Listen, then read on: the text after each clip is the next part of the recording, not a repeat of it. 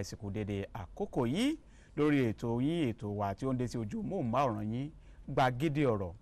Gbàgede Ọ̀rọ̀ ó níbi tí a ti ń ṣe àgbéyẹ̀wò báwo ni orílẹ̀-èdè Nàìjíríà ṣe rí lánàá, báwo ló ṣe rí lénìí, báwo ni ó ṣe rí ní ọjọ́ ọ̀la. Torí pé orílẹ̀-èdè tí kò bá wo ìtàn, tí ò bá wo ibi tó ti ń bọ̀, tí ò mọ ibi tó ti dé, tí ò mọ ibi tó ń lọ, irú orílẹ̀-èdè bẹ́ẹ̀ tàbí irú ẹ̀yà bẹ́ẹ̀ ó lè má ní ìlọsíwájú, ó dẹ̀ lè kú tí kò ní gbọ́ irú orílẹ̀-èdè bẹ́ẹ̀ mọ́. Lénìí ohun kan tí a fẹ́ wò òun náà ni ọ̀rọ̀ iná ọba, iná mọ̀nàmọ́ná.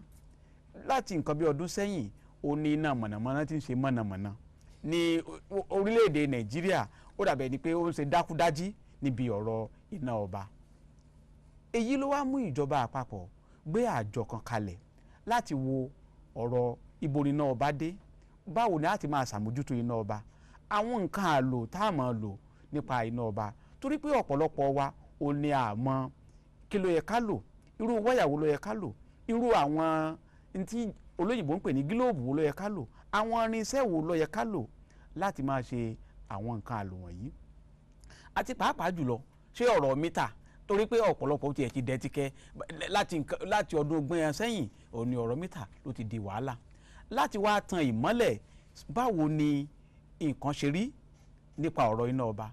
òun náà ni a fi gbé àjọ tó ń mójútó ọ̀rọ̀ iná mọ̀nàmọ́ná, ìyẹn tó ń ṣe àkóso báwo ni àwọn nǹkan tí wọ́n ń lò ń bẹ̀ báwo ni ó ṣe rí àti báwo làwọn tó ń ṣe ní ẹ̀ka ìgan náà la ṣe gbé àjọ tá à ń pè ní NEMSA wá fún yín. Ẹni tí yóò máa tan náà ọ̀rọ̀ fún wa òun náà ni ọ̀gá àgbà pátápátá tó jẹ́ alákòóso ilé àjọ náà. Ta náà ni mò ń sọ̀rọ̀ rẹ̀, òun náà ni amójú ọ̀rọ̀ Peter Ewesor. Bàbá ẹ kú kalẹ̀. Ẹ ṣé o lọ́pọ̀lọpọ̀. Yorùbá bọ̀ wọ́n ní àrí ni àbèrè ẹni, torí pé ó ti pẹ́ tí ọ̀rọ̀ náà ọba tí náà mọ̀nàmọ́ná ti ń ṣe ṣekúṣekú. Kí ló fa tí ìjọba fi wá gbé pé bóyá àbí kí ni ìjọba rí tó fi dá àjọ NEMSA sílẹ̀? Ẹ ṣé. Ṣé mọ̀ pé bẹ́ẹ̀ ti sọ ẹni tí kò mọbi tó ti ń bọ̀ tí ò sì mọbi tó ń lọ bí òkú lẹ́ni náà rí. Bẹ́ẹ̀ni. Ìjọba wo nígbà tí wọ́n bẹ̀rẹ̀ ilé tí òyìnbó ń pè ní privatization, nígbà tá a fẹ́ gbé kúrò lọ́wọ́ ìjọba ká gbé sí ọwọ́ àwọn tá à ń pè ní private, àwọn tó ń fowó ara wọn máa ṣiṣẹ́. Ní aládàáni. Ìjọba wa wò pé ìjọyà yẹ kí agbéṣẹ́ fún àwọn aládàáni ká má ní gẹ́gẹ́ bí ẹni tó jẹ́ bí ọlọ́pàá tí ó máa wo ohun tó ń ṣe, wọ́n ṣe dáadáa wọ́n ṣe dáadáa, nítorí iná ẹ̀lẹ́tíríkì ó léwu lọ́pọ̀lọpọ̀ tá a bá lò lọ́nà tó tọ́ àti tó yẹ, tí a bá sì ra àwọn ohun èlò tá a máa fi ṣe wáyárìn, tá a máa fi ṣe connection, tá a bá lò ó méwu dání. So ìjọba wò pé a ń láti ní Nigerian Electric Management Services Agency tí ó wà tí ó máa mójútó láti rí pé gbogbo ohun tí wọ́n bá ṣe àti tá a bá ṣe ń lé wa ó bá òfin mu, ó sì tẹ̀lé ìtọ̀nà, láti rí i pé gbogbo ohun tó bá ń lò wáyà ní o gbogbo ohun láti dọ́gba. Tí ò bá ti dọ́gba, torí òyìnbó sọ wọ́n ní iná electric iná yìí ìránṣẹ́ tó dára ni. Yẹn kò mẹ́ni tó ṣe. Ṣùgbọ́n ibi tí ò ti mẹ́ni tó ṣe wá ni pé ọ̀gá burúkú ni, torí nígbà tí ó mẹ́mi lọ tàbí tó jólé kò kí ń gbà yìí lọ́wọ́ ẹnikẹ́ni. Ṣùgbọ́n ìránṣẹ́ dáadáa òun la máa fi ń lọ ògì, òun la fi ń ṣe tá a fi ń ní tútù tá à ń pè ní AC, la fi ń ṣe fíríjì, òun la ṣe gbogbo nǹkan. In fact nílùú òyìnbó gan pàápàá òun ni wọ́n fi ń ṣe mọ́tò tó ń pè ní electric train. Ṣùgbọ́n ó mú ewu dání tí a ò bá lò lọ́nà tó tọ́, tí a ò sì gbé kalẹ̀ bó ti tọ́ bó ti yẹ. n tó fà á tí àjọ yín fi wà yẹn ni pé ẹ̀yin lẹ̀ ń ṣàkóso ẹ̀ ń ṣàmójútó gbogbo àwọn irinṣẹ́ àtàwọn tí ó máa ti ṣe gan bí wọ́n ó ti máa ṣe tí ó máa lọ dáadáa. In fact ìyẹn náà ibi tẹ́ tún gbà wá yẹn ìyẹn pàápàá ó tún jẹ́ pàtàkì. Ṣé mọ̀ pé ọ̀pọ̀lọpọ̀ àwọn èèyàn ló wà tó ń pera wọn lẹ́lẹ́tíṣàn, wọ́n pera wọn ní kọ̀ǹgẹ́látọ̀, ṣùgbọ́n wọn mọ̀ ń pa iṣẹ́ yìí. Nínú NEMSA yìí òfin wà yìí pé ẹni tí a kò bá fún ní ìwé ìdánilójú tá à ń pè ní certificate kò gbọ́dọ̀ ṣe iṣẹ́ pé òun ṣe wáyárìn. Àwọn akọ́sọ́ngbépọ̀. Wọ́n ń bẹ́ẹ̀ ṣùgbọ́n nítorí wọn bá dẹ̀ rí nígbà tí wọ́n bá ṣiṣẹ́ tó yẹ kán ṣe wọn á rí, torí òfin wà tó dèrò ẹni bẹ́ẹ̀ láti máa ṣiṣẹ́, torí iṣẹ́ tó bá ṣe kò láyọ̀lé, torí iṣẹ́ tó dẹ̀ jẹ́ pé tó bá máa ṣẹ́ níjàmbá kò gbààyè, kì í ṣe pé ó ń sọ fún ẹ pé ó ń bọ̀ o, àkànṣe gbàm ni. Tẹ́ bá wo tó ṣẹlẹ̀ ní Calabar nísìn ìfà wọn láwọn lọ wo bọ́ọ̀lù ni ọ̀pọ̀lọpọ̀ tó lọ kò délé mọ́ torí pé kí ni iná yìí kò mẹ́ni tó ṣe. kò mẹ́ni tó ṣe torí tó bá jẹ́ pé àwọn ẹni tó ṣe náà bẹ́ẹ̀ wọ́n jẹ́ ni tí wọ́n akọ́ṣẹ́mọṣẹ́ tó kọ́ṣẹ́ tó mọṣẹ́ tó dẹ̀ mọ́ dáadáa ni àmì ìdánilójú wà pé a lè fi iná sírú ibi tí ilé tó wà lábẹ́ iná ẹ̀lẹ́tíríkì. òfin wo ló wá ṣe àjọ ló dá àjọ yín sílẹ̀. òfin tó dá àjọ wa sílẹ̀ ni òfin Nigerian Electricity Management Services Agency Act 2015 torí tí kò bá sí èyí tí ń ṣe eléyìí tó ìbò ń pè ní legal instrument bẹ́ẹ̀ ti béèrè à ní lè ṣiṣẹ́ wa torí òfin ibẹ̀ ni gbogbo òfin wà tá a máa ṣiṣẹ́ wa pé ẹni tí kò bá ní páálí tí ò níwèé láti ṣiṣẹ́ tó bá ṣe ibi tó fi ti mú rèé ìdí tó jẹ́ pé àwọn tá a pè ní certified electrical contractor tá a sọ pé àwọn tá a fún níwèé àmì ìdánilójú àwọn akọ́ṣẹ́mọṣẹ́ yẹ tó mọṣẹ́ tó bá ṣiṣẹ́ tí ò dáa à lè bí wọ́n ní béèrè ẹlòmíràn tó bá ṣiṣẹ́ tíṣẹ́ bá tẹ̀ tó bá mẹ́mi lọ ó ti mọ̀ pé òun ti dáràn nìyẹn gbogbo tó bá dẹ̀ ṣe à lè béèrè lọ́wọ́ ẹ̀ ṣùgbọ́n ẹni tẹ́ kàn pé níta kò mọṣẹ́ kò mọ nǹkan tó bá ti ṣe ó lọ nìyẹn nígbà tí ò lákọọ́lẹ̀. kò lákọọ́lẹ̀ torí ẹ̀ ní ìsìn oríṣiríṣi ni àwọn ìgbékalẹ̀ tí NEMSA ń gbé kalẹ̀ láti lè sọ fún àwọn ará ìlú pé ẹ má lo ẹni tí kò ní pálí tẹ́ ẹ lè wádìí ẹ tẹ́ ẹ lè mọ̀ pé lágbájá bẹ ó mọṣẹ́ yìí o tẹ́ ẹ mọ̀ bí tẹ́ ẹ wá sí tí ò lákọọ́lẹ̀ tí ò níwèé ẹ̀rí. torí gbogbo àwọn tá a fún níwèé ní ìsìn wọ́n wà ní wẹ́bsáìtì wa tí ẹ lè débẹ̀ ẹ lè wádìí pé ta ni lágbájá báyìí irú iṣẹ́ báyìí ló lè ṣe torí àwọn tá a fún níwèé náà kì í ṣe gbogbo iṣẹ́ náà lè ṣe o ó láwọn tó ń ṣiṣẹ́ inú ilé àwọn ilé kéréje pé inú ilé yàrá lásán ni wọ́n lè ṣe ó láwọn tó ń ṣiṣẹ́ fátìrì ó láwọn tó ń ṣiṣẹ́ ilé epo ó dẹ̀ láwọn tó ń ṣe iṣẹ́ ilé gogoro ilé tá à ń pè ní cocoa house láyé john àwọn ilé gíga so irú ẹni bẹ́ẹ̀ ẹni lè pe ẹni tó jẹ́ pé ilé yàrá méjì ló lè ṣe ẹni kó bá ń ṣiṣẹ́ fátìrì kò rí bẹ́ẹ̀ so gbogbo ọ̀nà ní gbèdéke òṣùwọ̀n ibi tó ló kálukú ẹ wá wò ó àjọ yìí ẹ mójútó ọ̀rọ̀ àwọn iná ọba nílé ìjọba ó sì jẹ́ pé àwọn ẹ̀ka tó jẹ́ ti ọ̀rọ̀ náà ó sì wá pọ̀ yẹn tuyẹ̀ táwọn yẹn ò tó ní tó jẹ́ pọ́n tó fi dájọ́ yín sílẹ̀. kì í ṣe bẹ́ẹ̀ kì í ṣe pé wọ́n ti ẹ̀ pọ̀ nítorí pé kí ni tí ó bá nílé iṣẹ́ tí wọn ò pínṣẹ́ fún olúkúlùkù láti ṣe iṣẹ́ yẹn kì í lọ dáadáa ṣùgbọ́n tí eléyìí níṣẹ́ bìkọ́ gbogbo wa láti gbárùkù láti gbé ẹrù náà ló fi lè dórí Yorùbá ní ọwọ́ kan kì í gbẹ́rù kò dórí òun níjọba fi wòye pé iṣẹ́ yìí tẹ́ bá wo kíjọba tó gbé fún àwọn aládàáni ìtìjọba wò ní pé àwọn ìjọba àwa là ń generate àwa là ń fi mọ́tò gbé tá à ń pè ní transmission àwa là ń gbé lọ́wọ́ tó ti máa distribute ẹ̀rọ tó tún máa gbé fáwọn èèyàn pé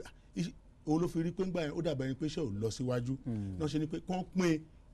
tó wá ní ètò wọn pé ní generator tó ń pè tó ń transmission pè ní distribution oníjọba ṣe wá wòye pé kò ní dára kó jẹ́ pé àwọn tó máa ṣọlọ́pàá iléeṣẹ́ iná electric ní Nàìjíríà kọ́ máa lẹ́yìn tí ó máa yẹ̀wọ̀n ló pé ibi tẹ́ gbòpò sí yìí o kò dáa ọ̀pọ̀lọpọ̀ mínísìn á gbòpò sẹ́gbẹ̀ẹ́ ilé kò tiẹ̀ ní wo ìjàmbá tó wà ń bẹ̀ ẹlòmíì á kọ́lé sábẹ́ iná kò ní mọ ohun tí ó máa jẹ́ fóun ṣùgbọ́n irú wa ní ìta ti rìn kiri tá ti rí ilé téèyàn kọ́ tí ò wà ní tí ò dúró dáa à á sọ fún ẹni bẹ́ẹ̀ pé ilé yìí o kò lè dúró ń bí irú ilé tó ṣẹlẹ̀ ní Calabar nísìn àti wá kọ ìwé láti sọ fún gbogbo àwọn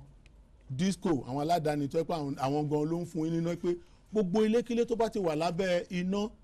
tá à ń pè ní power line ilé tó ga jù à ń pè ní 330 kV ilé tó tún súnmọ́ à ń pè ní 132 ilé tó wá tún súnmọ́ ìyẹn jẹ́ 33 gbogbo ilékílé tó bá wà lábẹ́ wọn kán kọ́kọ́ lọ jáná wọn ìjọba náà sì tún gbé ìgbésẹ̀ láìpẹ́ ní ìsìn láti rí i pé nígbà tó ń bá jáná wọn tán tó hàn níná láti mú wọn kúrò lábẹ́bẹ̀ torí ẹ̀mí kan ṣoṣo tó bá ṣòfò in fact a lè fi oye báyìí ni a máa fi lé ẹ̀mí ó dára kí àwọn tó fẹ́ para wọn fúnra wọn ká má jẹ́ kí wọ́n ṣe. lórí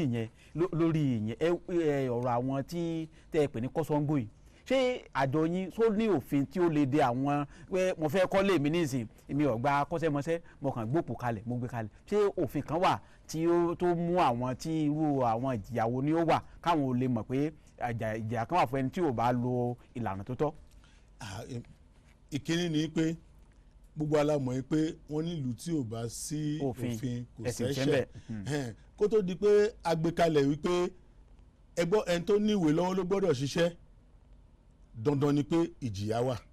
àwọn ìjà yẹn dẹ̀ pé oríṣiríṣi. Eléyìí tá a máa fún ni pé wọ́n á ní pé a sanwó, eléyìí tó jẹ́ pé a sanwó a tún wẹ̀wọ̀n ó wà nú ẹ̀ gẹ́gẹ́ bó fi ti gbé kalẹ̀ nìyẹn. Ó dẹ̀ lóríṣiríṣi ọ̀nà tá a tún fi ń ṣe àwọn ìdánilẹ́kùn. Ìkíní, bẹ́ẹ̀ bá kọ́lé yín síbi tí ò da tí wọ́n dẹ̀ ṣe wáyà tí ò da, àwa agbára wa ni pé láti sọ fún àwọn tó ń fún iná tó máa faná wálé pé wọ́n gbọ́dọ̀ faná sí, wọn sì lẹ́tọ̀ọ́ láti faná síbẹ̀. Tí a bá dẹ̀ rí pé iná tó ń wọlé ní ìsìn pé náà yẹn kì í ṣe ilé tó da, ìpele yẹn ò da tó, tàbí gbogbo nǹkan tó síbẹ̀ kò da tó lè gba iná electric, ní jẹ́ kó múná débẹ̀. A tún sọ fún yín ní ìsìn, ẹ rí i pé àwọn ọ̀pọ̀lọpọ̀ wọ́n ní transformer yẹn nígbà tó bá ṣe tán wọ́n lè ní transformer pé 500 kV ni, ṣùgbọ́n à ń pe kí ni ní orúkọ plate, orúkọ name plate wọ́n á fi sára ẹ̀. 300 ní transformer wà lágbára tó gbé ṣùgbọ́n wọ́n á fi 500 síbẹ̀. Àwọn èèyàn wa nígbà tó bá lọ káàkiri, àwọn náà á rí i pé nígbà tó bá ti fi àwọn irinṣẹ́ wa test ẹ̀, wọ́n á rí i pé transformer yìí ò kì í ṣe transformer tó di 500 o, kò lè gbẹ́rù 500 o. Àwa fi àlèlé pé transformer yìí o ẹ̀ lè lò ó. Irú agbátẹ́sí tó bá wọn ṣe ẹ̀ ní mú àwọn irú ẹ bẹ́ẹ̀ ni. Irú agbátẹ́sí tó ṣe irú iṣẹ́ bẹ́ẹ̀ tó jẹ́ pé 500 lọ́yẹ̀ kó gbé wá, ó wá gbé 300 wá, bó o lẹ̀ àti fẹ́ mọ ìtẹ̀wọ̀n faraàlú ò lè mọ̀. Òun la fi sọ faraàlú pé ẹ má faná sílé láì lo ẹni tó tọ́. Nígbà tó bá dẹ̀ lo ẹni tó tọ́ láti faná sílé yín, òfin tó wà yìí pé nígbà ẹni tó tọ́ tó ṣe tán yẹn kò ní àṣẹ tàbí àwọn aládàáni disco láti finá síbẹ̀ títí dìgbà tí àwọn ẹnjìníà tiwa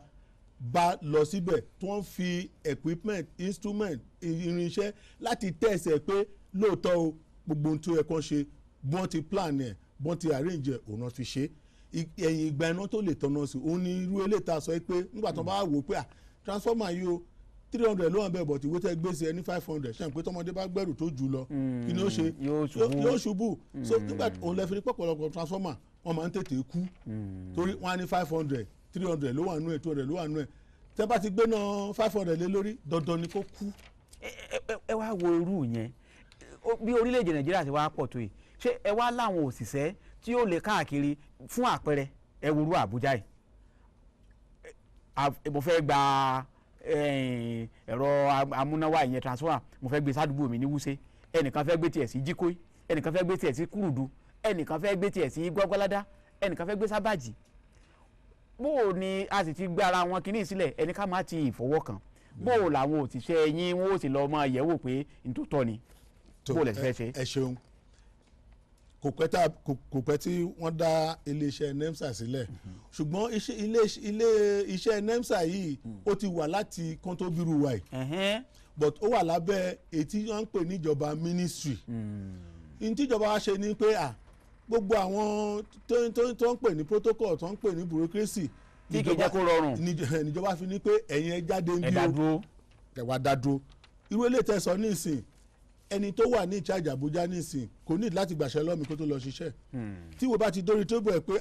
iṣẹ́ wọn Gbọ́gbọ́ládá o, iṣẹ́ wọn Jíkóì o, iṣẹ́ wọn báyìí o, dandan ni pẹ̀lú àwọn ẹnjìníà torí kì í ṣe ẹnjìníà kan la ní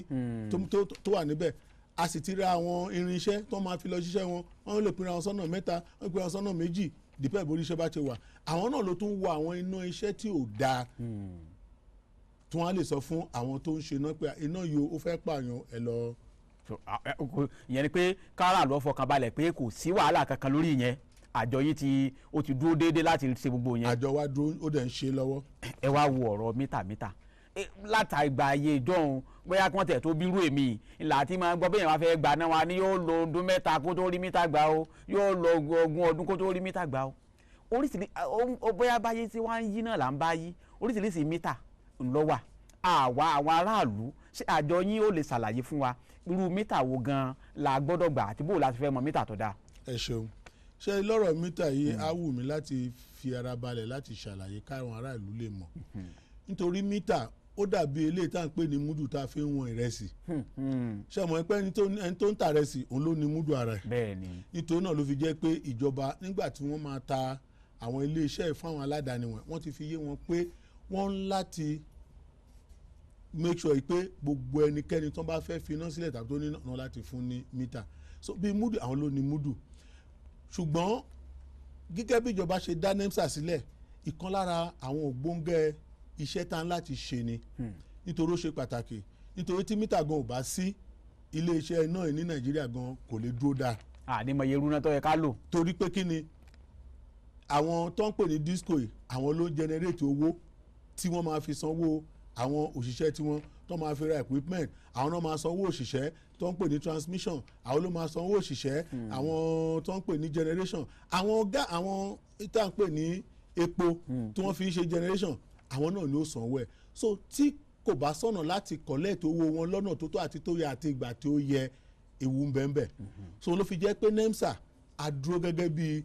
ilé tó ń pè ní ọlọ́pàá. láàrin aráàlú àtàwọn tó ń pinná fún wa. bẹ́ẹ̀ni láti rí i pé àtẹn tó ń fúnni níná àtẹn tó ń loná kò sẹ́nì kankan tí wọ́n yàrá wọn jẹ nítorí pé kí ni tá a bá ń sọ̀rọ̀ mítà a máa ń rò pé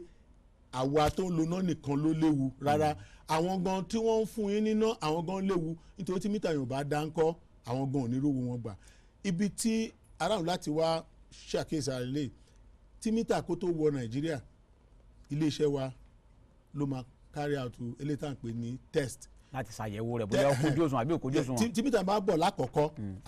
à ń pè é ní type test láti wò pé kì í ṣe pé wọ́n ṣe ń lo òyìnbó èèyàn kankan lọ sí lo òyìnbó ó kàn wọ ṣọ́ọ̀bù Shoprite bí wọ́n ti ṣe mítà. ó bá lọ kó wá ó bá ń tà. bẹ́ẹ̀ kọ́ ìyẹn àkọ́kọ́ wò ó tó bá ti wá bá ilẹ̀ wa mu nípa ti ètí à ń pè ní temperature ṣe à ń pè ooru tó mú Nàìjíríà yàtọ̀ sí tó mú náà gbogbo ìtaba ti yẹ̀ wò tán àwa sọ pé mítà ìdá àwa approve ẹ̀ fún ẹni tó ń manufacture tàbí ẹni tó ń supply ìyẹn fún lófin àtàṣẹ láti lè gbé wá sí Nàìjíríà ṣùgbọ́n kò fún láṣẹ láti pé kán bẹ̀rẹ̀ sí ń lò tó bá wá kólé tó pọ̀ wá wọ́n á tún kó padà lọ sí iléeṣẹ́ wa tá à ń pè ní meter test station. ẹ tún lọ yẹ̀ wò. àwa mú wọn ní ètò tó ń pè ní sampling àwa tó bá jẹ́ pé bíi 100 a lè mú fí number 50 a lè mú number 20 àwa lọ tún wọn yẹ̀ wò ǹjẹ́ ó bá quality tá a approve fún kó tó gba gbogbo wálé so ìyẹn agbèwálé ìyẹn à ń pè ní accuracy test ìyẹn ni pé ìtàràlù láti máa wá ní pé tó bá ti fún yín ní mítà ẹ̀yẹ̀ wò bóyá ẹ̀rí à ń pè ní seal tán láti seal ẹ̀ tàbí label NEMSA tó sọ pé mítà wọn ti test ìyẹn ní ọ̀nà tó fi lè pé àwọn aráàlú náà ti ń gbọ́ báyìí ni pé aráàlú tó bá fẹ́ gba mítà ó gbọ́dọ̀ rí òǹtẹ̀ NEMSA lára rẹ̀. tí ò bá ti sí bẹ̀ ìyẹn ni pé test ẹ̀ ayédèrú ni. àwọn aráàlú náà ti ń gbọ́ báyìí yàtọ̀ sí yẹn kọ́. yàtọ̀ sí yẹn náà torí iṣẹ́ mọ̀ ẹ̀sọ́ lẹ́ẹ̀kan pé àkíndé tó jẹ́ pé àwọn èèyàn wá pọ̀ tó ń ṣiṣẹ́ náà yìí a ní àwọn tó ń pè ní Nigerian Electric Regulatory Commission iṣẹ́ tiwa ni pé ká make sure gbogbo orin iṣẹ́ tó ń lò wáyà tó ń lo everything ó dáradára lọ́pọ̀lọpọ̀ and ká sì rí i pé gbogbo ohun tó ń lò ó dára kò léwu pé iná electric tó bá ti ṣe yálà nílé ni tàbí ibi tó bá ti ṣe wípé kò lè pa wá lára nípa lílò rẹ̀ tó bá ti wá di pé wọ́n sọ pé mítà pé wọ́n estimated billing àbí mítà wa kò ṣe dáadáa àbí wọ́n yàn wá jẹ wọ́n wá lọ sí ọ̀dọ̀ regulator tó ń pè ní Nigerian Electric Regulatory Commission. ṣùgbọ́n ìtẹ̀yìn sáwà ni pé irinṣẹ́ tí wọ́n ó fi máa fún wa níná o ó gbọ́dọ̀ dúró dáadáa. in fact ó gbọ́dọ̀ yẹnke. bóyá kẹ́ ẹ tún lè ṣàlẹ́fà rẹ̀ náà torí pé ọ̀pọ̀lọpọ̀ ọ̀rọ̀ iná yìí náà ni ṣé tí n bá níná ní ìsìn fúnra mi nínú ilé mi ẹ̀lí tó wà lẹ́gbẹ̀ẹ́ mi láì jẹ́ pé òun ṣe nǹkan kan mo lè fún ná. ìyẹn ò dáa ní tí ò fi dáa ni pé kán tó fún yín ní mítà yẹn wọ́n ti wo ẹrù tó wà nílé yín tẹ̀ ń lò òun náà fi wò ó pé mítà yín o mítà agbára tó tí mítà lè gbé wọ́n fi sílé yín tẹ́ bá wá tún wá fi lára ilé yín yẹn mítà ilé tẹ́ bá fẹ́ lómi níná mítà yóò jóná lọ́pọ̀lọpọ̀ mítà fi ń jóná torí iná yẹn ti wá kọjá ẹrù tẹ́ gbélé lórí ti wá kọjá agbára. ní ọ̀pọ̀lọpọ̀ láwọn ìlú ńláńlá a rí i pé àwọn kan wó láwọn ṣe aládàáni tí ì ṣe pé bóyá ti disco àbí ti genco wọ́n wà dáná rà wọ́n tún máa tà á àwọn náà tún ṣe mítà kéékèèké kan àbí kí wọ́n láwọn ṣe kinní kan ṣé òfin fààyè gbà yẹn. òfin ò fààyè gba àfẹn tó bá gba ìwé lọ́wọ́ Nigerian Electric Regulatory Commission torí àwọn ló láṣẹ láti fún wọn ní license láti ṣe yẹn gbogbo ẹ kẹ̀dẹ̀ ní ìjọba ti torí nígbà tá a bẹ̀rẹ̀ reform láti 2001 àti 2005 títí dẹ́dẹ́ àsìkò yìí ó ní ìwé tá a pè ní Electric Power Sector Reform Act ìwé yẹn ló sọ gẹ́gẹ́ bí ìrìn àjò power sector reform ti máa rí ní ìgbàkígbà dégbà àkókò dákòókò ni ìjọba ń yọ oríṣiríṣi step tó yẹ kí wọ́n ṣe so àwọn irú àwọn tó ń ṣe yẹn nísìn ọ̀pọ̀lọpọ̀ wọn ní tí wọ́n ń ṣe kò bófin mu torí àwọn yẹn nísìn àmọ̀ pé wọ́n ṣerú ẹ̀ wọn ò dẹ̀ lè ṣerú nọ́bẹ̀ lọ́nà tó tọ́ àti tó yẹ eléyìí tá à ń sọ nísìn pé wọ́n gbọ́dọ̀ test irú yẹn àfi tá a bá ká wọn mú ṣùgbọ́n tá a bá ti ká wọn mú báyìí o. ìyẹn ni pé òfin ò fààyè gbà pé kẹ́nìkan sọ pé òun ra ná òun á tún pín fún òun tún pín fún àwọn kan. in fact ìyẹn là ń pè ní ó commit offence ó dẹ̀ commit offence against àwọn tó ń fún níná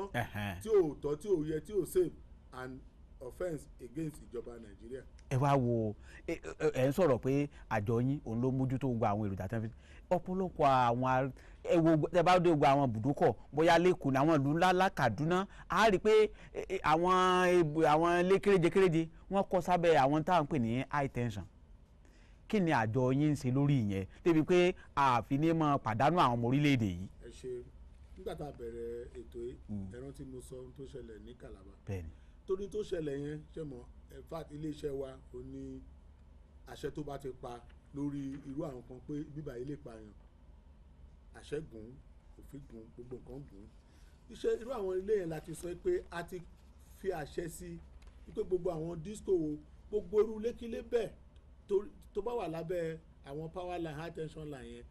kan lọ kọ́kọ́ jáná wọn ìyẹn ni ìgbésẹ̀ kínní ìgbésẹ̀ kejì tí wọ́n wà pé ìjọba Nàìjíríà àpapọ̀ àtijọba state àtijọba local government wọ́n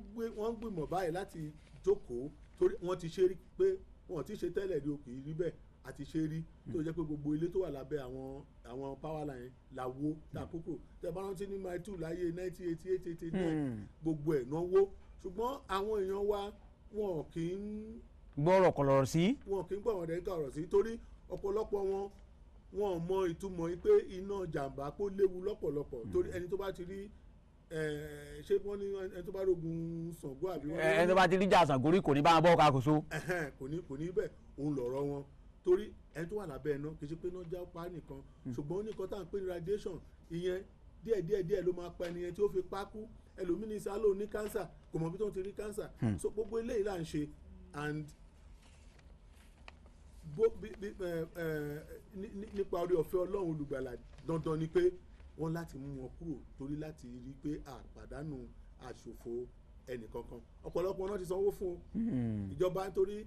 ó ní tí à ń pè ní right of way yẹn mí pé gbàtà bá. ibi tí o lẹ́tọ̀ọ́ láti kọ́ nǹkan sí. tí ìjọba bá ti fẹ́ kọ́ iná tuntun gbogbo ibi tí wọ́n ti gbé gbà ìjọba ti àkwáyà ẹ̀ wọ́n dẹ̀ ti sanwó fáwọn èèyàn wọ́n sì sa àwọn tó wọ́n sì lé wọn kúrò bẹ́ẹ̀ ṣùgbọ́n wọn ò ní fẹ́ kúrò. so eléyìí ìjọba wọ́n ṣẹ̀ sófin. wọ́n rúfin ni. ẹ wá wo ọ̀rọ̀ àwọn ọ̀rọ̀ irinṣẹ́ yìí náà ni báwo láràlú ṣe fẹ́ mọ wáyà tó dáa gílóòbù tó dáa àti àwọn etí ìsayédòrú torí pé mo lọ sórí igbá nísìn mo ti ra nǹkan tó wù mí kí làjọ yín ṣe lórí yẹn. in fact eléyìí ó dùn mọ́ mi lọ́pọ̀lọpọ̀ torí ọ̀pọ̀lọpọ̀ àwọn èèyàn wa ni wọ́n mọ ewu tó ń kóra wọn sí tó ń bá fúnra wọn lọ ń ra àwọn ntẹ̀sọ̀ wọ̀nyí ṣùgbọ́n tẹ́ bá lo àwọn ẹni ẹ̀tọ́ tó ti fún níwèé dandan ni pé ó gbọ́dọ̀ ra ntẹ̀ fẹ́ fún yín ṣùgbọ́n tó bá wá fún yín ní ohun tó jẹ́ ayédèrú òfin mú un kódà tó di pé bóyá ìjàmbá ò tí ì lè ṣe ẹ̀kọ́ tó kó fún mi torí aláwọn èèyàn tí ó máa wo àwọn iṣẹ́ wọ̀nyí táwọn náà ṣe kó tó di pé wọ́n á tanná sí ṣùgbọ́n dandan ni pé tí wọ́n bá ti fẹ́ lọ ra àwọn tó ń rà ní wáyà wọ̀nyí ẹ jẹ́ káwọn aráàlú máa sọ fún ẹ tó fẹ́ ra ọjà lọ́wọ́ ẹ pé mo fẹ́ ra 50mm cable 50mm cable yẹn nítorí ó ní kó tó di pé wọ́n ní wọ́n lo 50mm láti gbé ẹrù ilé wọ́n ti calculate ẹrù tó lè gbé ni wáyà tó lè gbé nìyẹn tẹ́ bá wá lo wáyà tó kéré sí yẹn ilé ìjòná ṣùgbọ́n ibi tẹ́ ti fẹ́ rà ni ẹ sọ fún yín pé wáyà tí mo fẹ́ rà yìí ẹ kọ nọ́mbà rẹ̀ ẹ sì kọ agbára rẹ̀ síbẹ̀ pé 50mm ni o 10mm ni o lórí ọ̀pọ̀lọpọ̀ wọn kọ 50mm fún yín so ti bẹ́ẹ̀ but n tó ń fún yín kì í ṣe 50mm torí tó bá ti kọ́ síbẹ̀ ẹ jẹ́ kí iṣẹ́ tó ń ṣe yẹn ẹ̀ẹ́gẹ́ kékeré ẹ̀ mú síbì kan so dà nígbàkigbà tí ó bá di pé nǹkan kan wàhálà dé ẹ lè mú fi hàn. torí màá fún yín ní àlàyé kan ó ní nígbà kan tí mò ń lọ láti Àbújá sí ìlú Benin nígbà tá a máa fi dé láàrin Òkéné sí Auchi labaríṣẹ́ tó ń ṣe àwọn wáyà yìí pé wáyà yìí kò tó 100 mm so nígbà tá a ṣàṣe ṣá làbá ní torí alágbára láti dá ẹni iṣẹ́kíṣẹ́ dúró tó bá ń ṣe tí ò bá tí ò ẹ bá dá dúró làbá dá dúró làbá pè wọ́n nígbà tó ń wá wọ́n kó àwọn kébù yẹn wá a wá fi wọ́n pé kébù yìí kì í ṣe 100 mm o kébù yìí 70 ni bàbá yẹn ní lóòótọ́ ni ṣùgbọ́n nígbà táwọn rí kò rí bó ṣe yẹ kó rí lójú àwọn eléyìí wọ́n rà á lẹ́kọ̀ọ́ àwọn tó ń kọ́ lọ rà á wá ní Benin nígbà tó ń lọ rà wá ní Benin òtún wá tún jẹ́ bákan náà àwa kọ̀wé sí local government àti Kogi state government pé iṣẹ́ yẹn o wọ́n dá dúró ọ̀ǹtì tó bá rà wọ́n ti kó gba àwọn àyẹ̀ kúrò ń lù. wọ́n kọ́ kúrò. àjọ yín ní kó tó di pé a lọ lórí ètò ìbolẹ̀ àwọn ìbolẹ̀ wà káàkiri torí bóyá mo lẹ́sùn tí mo fẹ́ sọ nísìn ìbolẹ̀ wà lé Kaduna ìbolẹ̀ wà lẹ́kọ̀ọ́ bóyá kẹ́ mẹ́nu bà díẹ̀ káwọn èèyàn fi lè mọ̀ pé bẹ́ẹ̀ jọ yín bá mọ̀ ibi tá a wà yín sí. ẹ ṣeun kó tó di pé a wá lọ náà kó tó di pé a tún dáhùn ìbéèrè màá láti sọ fún aráàlú kan mọ̀ pé àjọ wa NEMSA àtàjọ Standard Organization of Nigeria SON à ń ṣiṣẹ́ papọ̀. yàtọ̀. à ń ṣiṣẹ́ papọ̀ à ń collaborate tó ìbò pè ní ìfọwọ́sowọ́pọ̀ láti jẹ́ kálàáfíà jọba. bẹ́ẹ̀ nítorí àwọn olólùfin láti ṣe gbogbo ilé tó ìbò ń pè ní standard fún gbogbo Nàìjíríà power ni o agric ni o medicine ni o oúnjẹ ogun ọ̀gá pátápátá. ṣùgbọ́n àwa ní ìsìn wọ́n dá wa sílẹ̀ specifically ọlọ́pàá nípa iná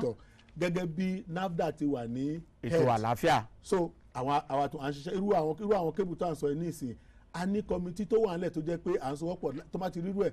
a sọ fún wọn pé wáyà yóò kò dáa àwa yọ wọn kúrò nínú ọjà. níbo làwọn àdírẹ́sì yín wà. àwọn àdírẹ́sì wa alọ́fíìsì káàkiri ní Nàìjíríà alọ́fíìsì lẹ́kọ̀ọ́ ní Òṣòdì a sì tún ní Tafawa Balewa